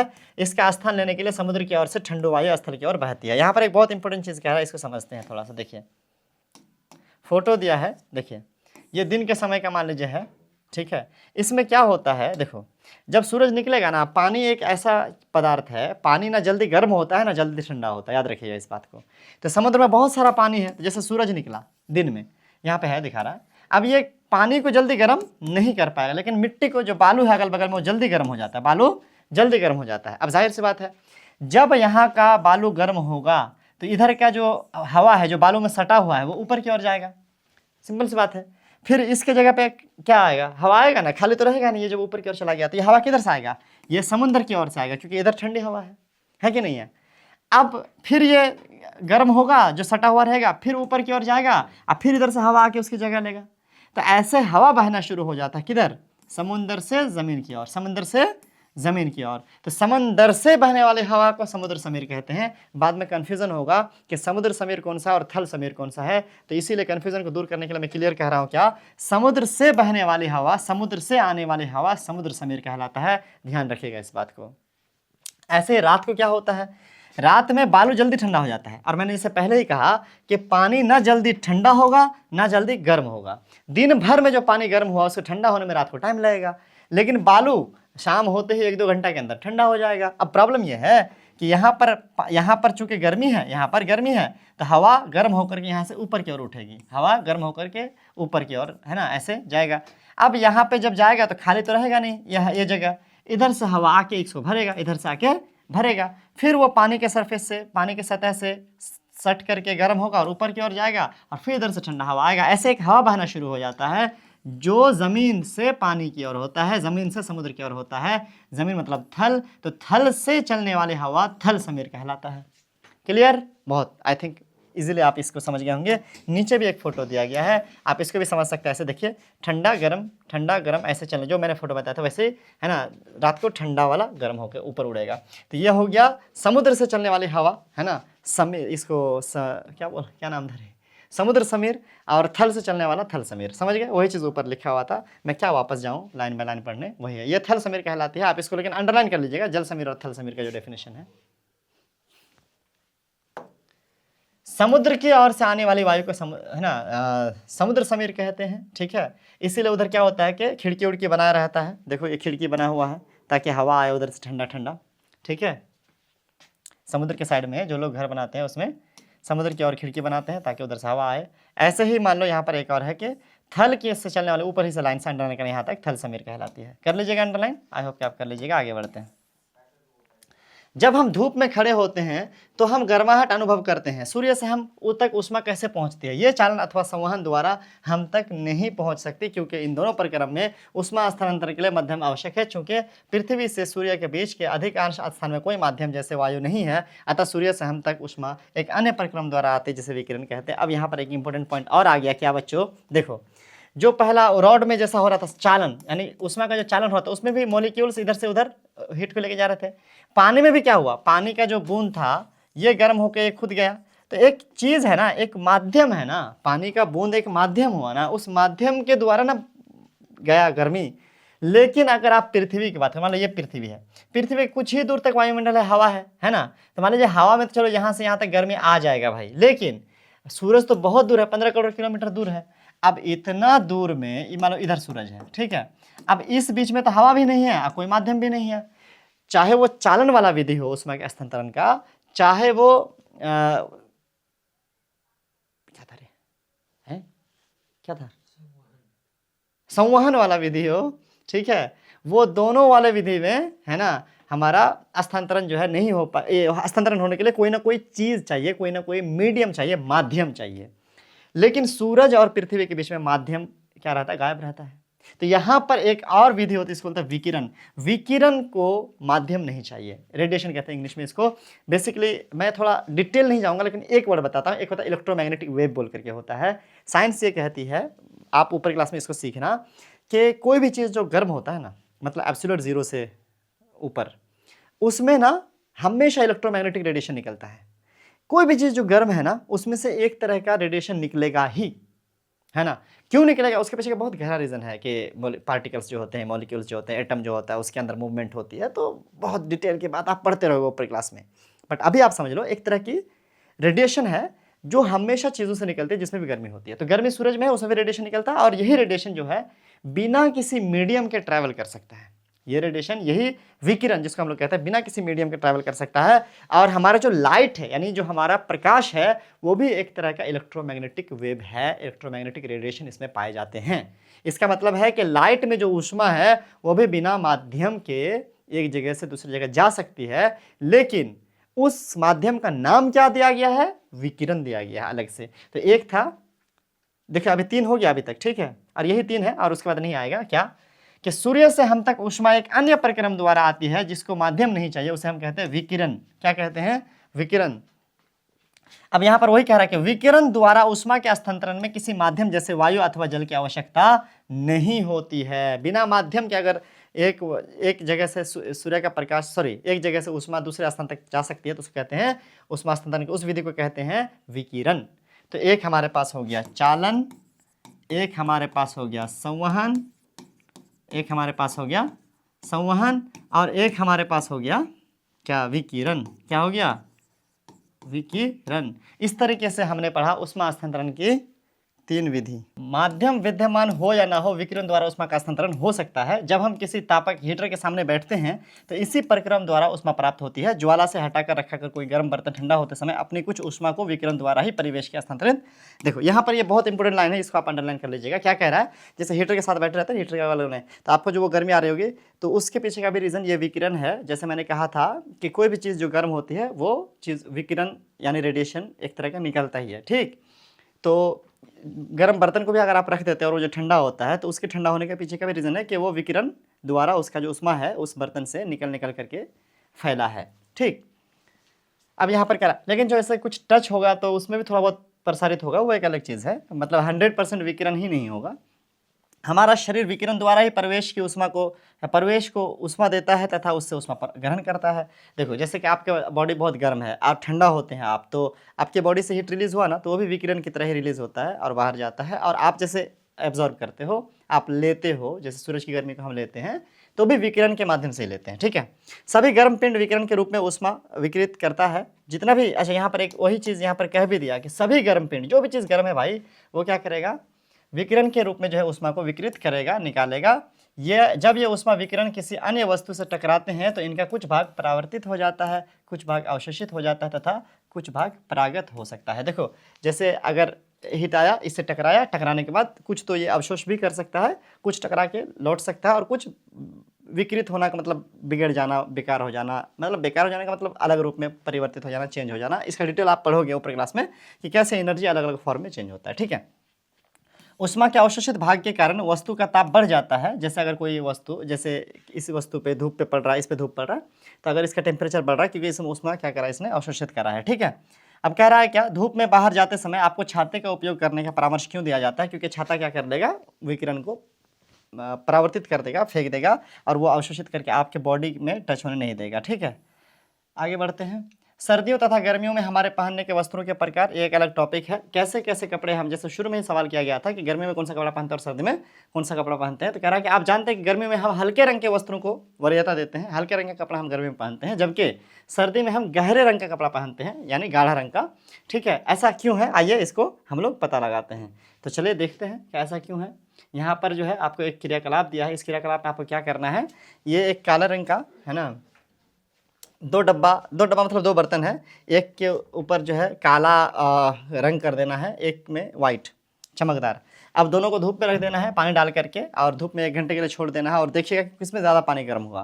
तो आप देखेंगे जो काला रंग का था उसमें पानी ज़्यादा गर्म हुआ, जो हल्के रंग का था उसमें पानी कम गर्म होगा। इसके पीछे रीज़न ये है कि जो काला रंग होता है वो बेसिकली सूर्य के प्रकाश के, यानी इस विकिरण को ज़्यादा अवशोषित करता है, जबकि जो कम गहरा होता है या फिर फीका होता है वो परावर्तित करता है। परावर्तित करने का मतलब है कि ऐसे उससे टकरा करके लौट जाता है, परावर्तित करता है, ऐसे गया इधर निकल गया, तो ये अवशोषित कर लेता है ज़्यादा से ज़्यादा, मतलब 100% नहीं, लेकिन अवशोषित करता है ज़्यादा, है ना, परावर्तित कम करता है, जबकि ये परावर्तित ज़्यादा कम करता है, अवशोषित परावर्तित ये भी करता है अच्छा खासा, ऐसी बात नहीं, लेकिन इसके कंपेयर में भाई, कंपेयर में कि ये ज़्यादा परावर्तित करता है और ये ज़्यादा अवशोषित करता है। चलिए आगे बढ़े। इसी तरीके से अगला क्रियाकलाप दिया है कि इसका आप फिर रूम में रखिए। मान लीजिए क्या है कि आपको दोनों 60 डिग्री सेल्सियस गर्म है, कितना गर्म है, 60 डिग्री सेल्सियस है दोनों बर्तन का पानी, एक काला वाला भी एक सफ़ेद वाला भी, दोनों को रखिए रूम में। तो आप ये देखेंगे जो काला कलर का होगा ना वो जल्दी ठंडा हो जाएगा। आपको जाना है 10-15 मिनट के बाद आपको जा करके चेक करना है कि कौन ज़्यादा ठंडा हुआ है। तो जो काला बर्तन होगा वो जल्दी ठंडा होगा और जो सफ़ेद बर्तन होगा वो लेट से ठंडा होगा। तो कुल मिलाकर के बात यह है कि ये भी है, आप समझ लीजिएगा। वही सवाल यहाँ पर किया गया है कि कौन डब्बा में जल का ताप समान दर से कम हुआ है, क्या समान दर से कम हुआ, समान दर से कम नहीं होगा, बल्कि काले वाले में जल्दी और सफ़ेद वाले में लेट से। ठीक है, कह रहा है कि क्या इन क्रियाकलापों से आप ये निष्कर्ष निकाल सकते हैं कि गर्मी में सफ़ेद या हल्के रंग का वस्त्र तथा सर्दियों में गहरे रंग का आरामदायक होता है। बिल्कुल। अब गहरे रंग का पृष्ठ, यहाँ पर फिर जवाब दे रहा, गहरे रंग का पृष्ठ जो है अपेक्षाकृत अधिक ऊष्मा अवशोषित करते हैं, इसलिए सर्दियों में गहरे रंग का वस्त्र पहनना हमें सुखद लगता है। आप क्या करेंगे, अगर आपसे सवाल पूछा जाए कि सर्दियों में हम गहरे रंग का क्यों पहनते हैं, तो आप इसका जवाब ये लिख देंगे क्योंकि गहरे रंग का कपड़ा जो होता है वो अधिक जो है ऊष्मा को अवशोषित कर लेता है, इसीलिए हमें अच्छा लगता है, क्योंकि सर्दी में हमको ऊष्मा चाहिए, है ना। जबकि हल्के रंग के कपड़े ऊष्मीय विकिरण को अधिकांश, यहाँ से अंडरलाइन कीजिएगा, है ना, उसमें इसको अधिकांश भाग जो होता है वो क्या कर देते हैं, परावर्तित कर देते हैं, इसलिए गर्मियों में हमें हल्के रंग के वस्त्र अधिक आरामदेह लगते हैं। गर्मी में क्या होता है कि जो हीट है वो हम रिफ्लेक्ट कर देते, तो हम नहीं लेते हैं क्योंकि हमको ये नहीं चाहिए। ठीक, अब यहाँ पर ये पढ़ लेते हैं कि हम अपने घरों में ठंडा या गर्म रखने के लिए कोयला या लकड़ी जैसे ईंधन अथवा विद्युत का उपयोग करते हैं। ठीक है, गर्मी ठंडी के लिए घर में पंखा चलाते हैं, कूलर चलाते हैं, हीटर चलाते हैं गर्म ठंडी के लिए, लेकिन क्या ऐसा भवन बनाना संभव है जिनका बाहर की गर्मी या सर्दी से कोई प्रभाव ना पड़े, घर ही ऐसा हो कि बाहर गर्मी है या ठंडी है, अंदर एक ही जैसा रहेगा टेम्परेचर, क्या ऐसा बना सकते हैं, जवाब है यस। ठीक है, क्या ऐसा बनाया जाए, उसके बीच में वायु की परत बंद हो। आप क्या करो, जैसे कि आपका जो दीवार है ना, जैसे ये दीवार है ना, इसके बीच में ना, बीच में हवा हो, ये बीच में हवा हो, इधर भी ईंटा है, ठीक है, और इधर भी ईंटा है, और बीच में हवा है, और ये आपका दीवार है, ठीक है।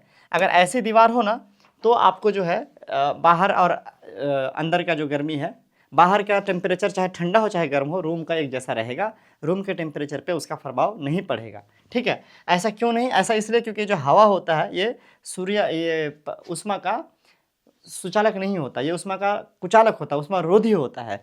तो बेसिकली अगर मान लीजिए अंदर से, बाहर से गर्मी भी पड़ रही है, बाहर से गर्मी पड़ रही है, तो ये बीच में क्या हो जाएगा, ऊष्मा पार होने नहीं देगा, गर्मी आने नहीं देगा। इस तरीके से बाहर अगर ठंडी भी है तो इधर अंदर की गर्मी को बाहर जाने नहीं देगा। तो कुल मिलाकर के बात है कि ऐसे घरों में ज़्यादा जो है आप अच्छा फील करेंगे। कह रहा है क्या, ऐसा करने की विधि है भवन निर्माण में खोखले ईंटों का उपयोग। आजकल एक ईंटा आता है ना, ईंटा ही ऐसे डिज़ाइन का आता है कि ईंटा चौड़ा सा ईंटा होता है, और ईंटा के बीच में जो है ना ऐसे खाली जगह बना रहता है, कंपार्टमेंट बना रहता है, इधर भी खाली, इधर भी खाली, इधर भी खाली, इधर भी खाली, ऐसा बना रहता है ईंटा के बीच में, ठीक है। ऐसा बड़ा बड़ा ईंटा आता है, कश्मीर में मैंने देखा खास करके इस तरह का ईंटा का उपयोग लोग करते हैं। हमारे इधर इस तरह का ईंटा उपयोग करने का चलन नहीं है, लेकिन ऐसा कर सकते हैं। चाइना वगैरह में तो होता है, बहुत सारे देश में, रूस वगैरह में तो होगा ही ऑफकोर्स, ठीक है। तो कुल मिलाकर के बात यह है कि ऐसा अगर ईंटा का उपयोग करेंगे तो हमें जो है गर्मी ठंडे का असर कम महसूस होगा रूम में। लास्ट टॉपिक, सर्दियों में ऊनी वस्त्र हमें उष्ण बनाए रखते हैं। कैसे?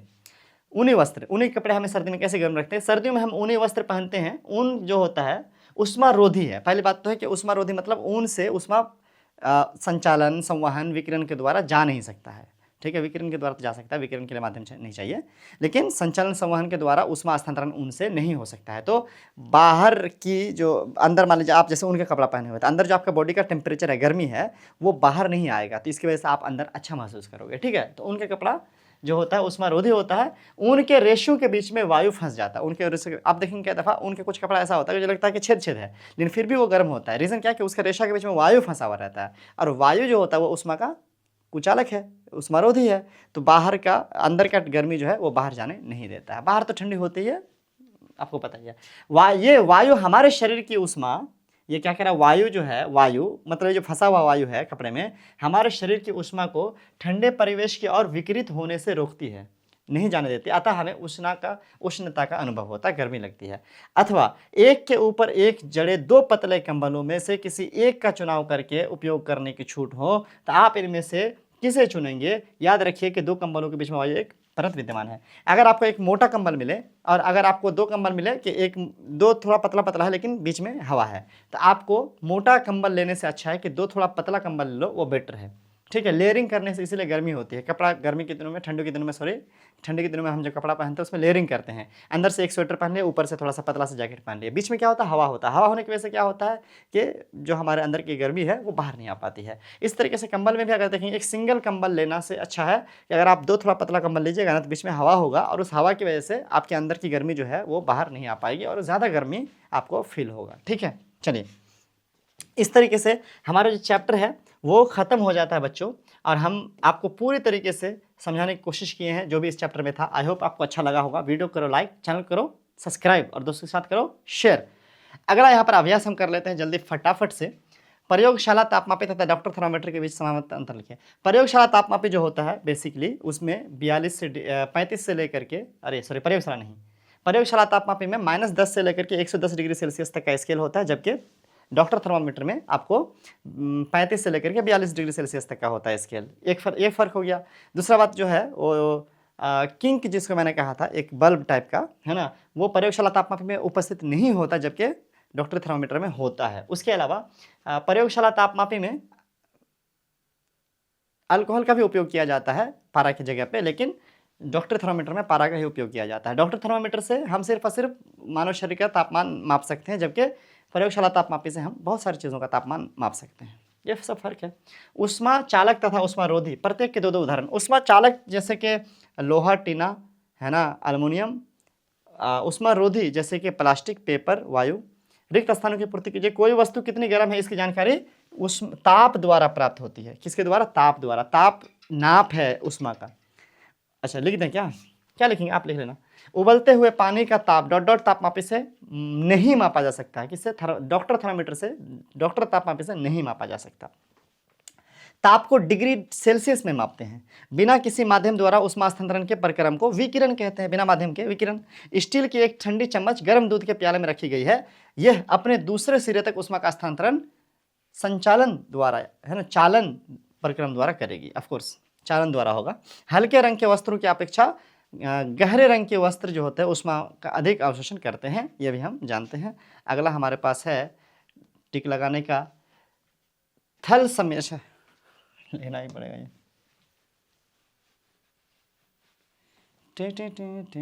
अरे भाई आपको तो पता ही है ना क्या, थल समीर मतलब जमीन से चलने वाली हवा। तो जमीन से कब चलेगा हवा, दिन को कि रात को, रात को। और समुद्र समीर दिन को। गहरे रंग का कपड़ा सर्दी में और हल्के रंग का कपड़ा गर्मी में। सर्दियों में एक मोटा वस्त्र पहनने की तुलना में उसी मोटाई के 2 परतों का बनाना वस्त्र अधिक उष्णता प्रदान करता है। हाँ भाई बिल्कुल, क्योंकि उसके बीच में हवा होता है जो उष्मा का कुचालक यानी उष्मारोधी है, अतः वो शरीर के भीतर का ताप बाहर आने नहीं देता अथवा और ज़्यादा गर्मी महसूस कराता है। ये इसका जवाब हो जाएगा। चित्र में देखिए, अंकित कीजिए कहाँ चालन, संवहन तथा विकिरण हो रहा है। तो जाहिर सी बात है कि इसमें चालन हो रहा है। यहाँ पे क्या हो रहा है, उसका उष्मा का चालन हो रहा है, सटा हुआ है मेटल से, आग से चालन हो रहा है। पानी के अंदर जो होता है, पानी है ना, पानी के अंदर आपका क्या हो रहा है, संवहन हो रहा है। क्या हो रहा है, संवहन हो रहा है। लेकिन इस बर्तन से हवा में जो जा रहा है, इस बर्तन से जो हवा में जा रहा है वो विकिरण है। क्या है, विकिरण है। आई होप क्या क्लियर हो गया होगा, लिख लीजिएगा इसको। ठीक है, आगे बढ़ें। गर्म जलवायु के स्थान पर यह परामर्श दिया जाता है कि घरों के बाहरी दीवार पर श्वेत पेंट किया जाए, क्योंकि श्वेत जो पेंट होता है वह हल्के रंग का होता है, जो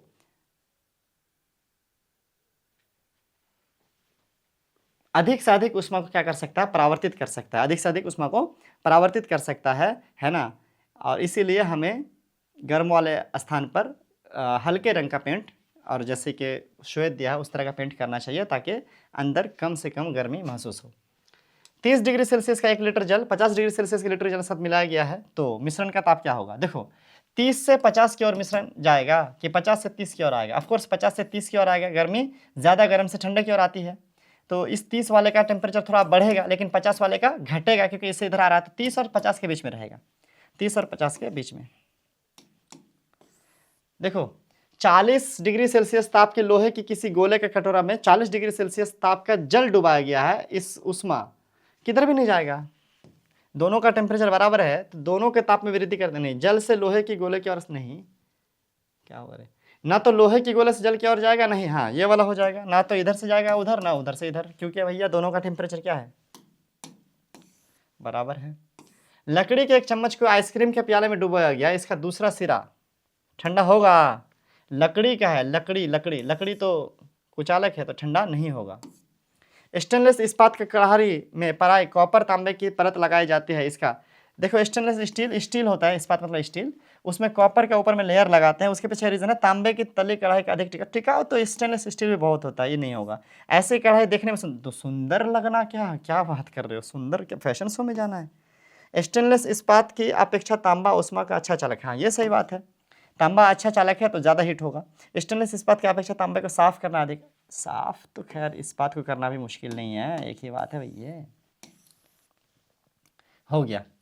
आप विस्तारित वाला आप एक बार फुर्सत निकाल के देख लेना। सब मेरे ऊपर छोड़ दोगे हैं, कुछ आप पे ना छोड़ूं मैं तो करवा दिया भाई। तो यहाँ तक हो गया हमारा चैप्टर कंप्लीट। आई होप कि आपको वीडियो अच्छा लगा होगा। अगर लगा होगा तो कर दो चैनल को सब्सक्राइब और वीडियो को लाइक, और कुछ बच गया क्या, शेयर बच गया, शेयर भी कर दो भैया दबा के। कमेंट करोगे कुछ भला बुरा, तारीफ, गाली वाली, गाली ना करना भाई, ऐसे मुँह से निकल गया भाई, मुझसे गलती हो गई, ठीक है, गाली वाले ना, गलत बात है। शिक्षक गुरु के साथ बदतमीजी, अबे यार। खैर, have a great day, thank you so much.